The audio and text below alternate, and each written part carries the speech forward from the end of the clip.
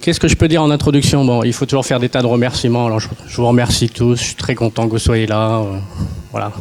Je remercie tous les gens qui ont aidé à mettre en place ce congrès. Moi, personnellement, j'avais pas du tout envie de le faire, pour dire les choses telles qu'elles sont. Vous me connaissez, hein, moi je dis ce que je pense, donc voilà. Pour une raison très simple, c'est que je pense que les congrès, ça sert à rien, voilà. Donc c'est une super façon d'accueillir les gens, mais je vais essayer d'expliquer ça. L'histoire de comment elle est venue l'idée de faire réhabilitation et rétablissement? Elle est venue de la façon suivante, c'est bon, la réhabilitation maintenant, ça est devenu un mot à la mode, tout le monde en parle. On a un peu l'impression qu'aussi, à partir du moment où tout le monde en parle, on ne sait plus tellement ce qu'on fait.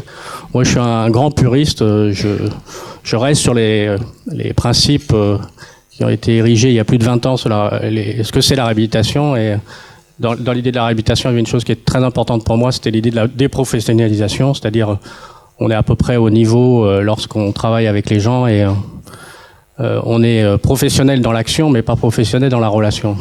Mais ça, c'est peut-être une provocation.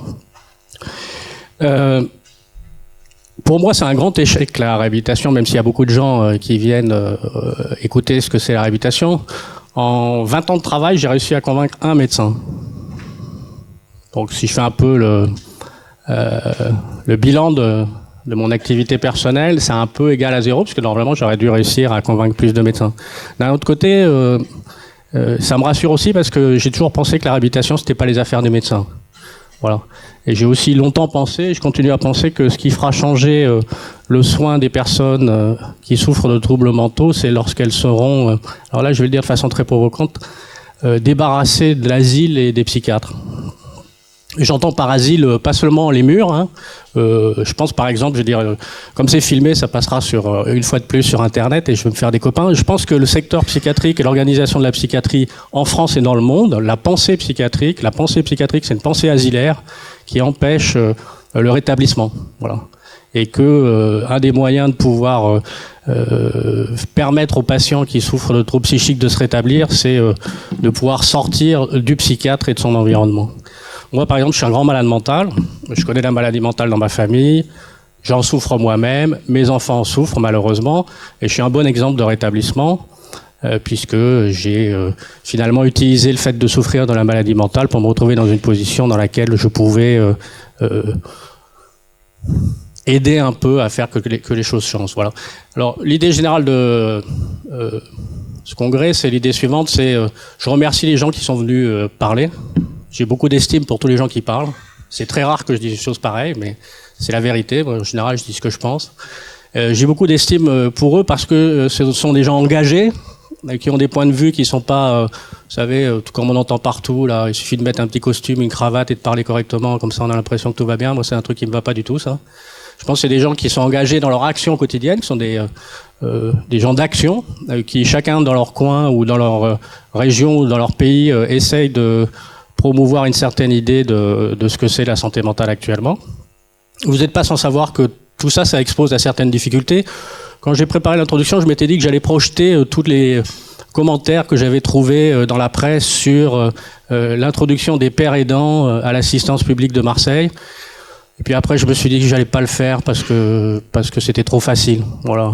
Mais enfin, quand même, j'oublierai jamais que les syndicats infirmiers de cette institution, les praticiens hospitaliers de psychiatrie continuent à penser et à dire dans la presse, relayés par un certain nombre de personnes particulièrement influentes dans nos disciplines, que les pères aidants, c'est une hérésie, que les pères aidants, c'est une supercherie, que les pères aidants, finalement, c'est de la démagogie et que quand on est un ancien patient, on n'a qu'à fermer sa gueule et que finalement, seuls ceux qui tiennent le soin, c'est-à-dire ça, c'est l'histoire de la psychiatrie, hein, c'est-à-dire l'asile, les asiles, les psychiatres sont les responsables de l'asile, peuvent s'occuper des patients. Moi, je crois pas ça du tout. Je pense que l'ouverture de la santé mentale, le retour, la guérison, le rétablissement, ça passe par une normalisation du soin en psychiatrie.